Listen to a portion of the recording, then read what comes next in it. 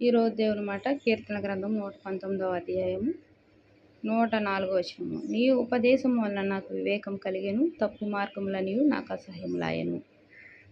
దేవుని యొక్క వాక్యం చదువుట ద్వారా ఏం కలుగుతుంది? వివేకం కలుగుతుంది.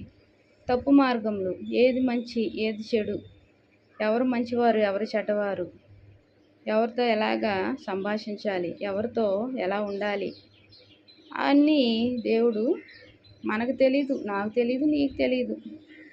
వారు మాట్లాడారని మనం మాట్లాడుతూ ఉంటాము. అయితే ఆయన వాక్యం చదవడం వలన మనకి ఏం తెలుస్తుంది? వివేకం కలుగుతుందంట. తప్పు మార్గములన్నీ మనకు నటించేవారు ఎవరు, ప్రేమించేవారు ఎవరు, ఏ మార్గం మంచిది, ఏ పని చేస్తే మంచిది, ఎక్కడ ప్రయోజనం ఉంటుంది, ప్రయోజనం కానిది ఏంటి, ఇవన్నీ మనకు తెలుస్తాయి. కాబట్టి తప్పు మార్గములన్నీ అసహ్యంలాగా కనపడతాయి. మనము వాటి మార్గంలోకి వెళ్ళకుండా దేవుడు ఆయన కనికరం చూపుతాడు. ఎందుకు? దేవుడిచ్చిన వివేకం బట్టి. దేవునికి వందనాలు. ఆమేన్.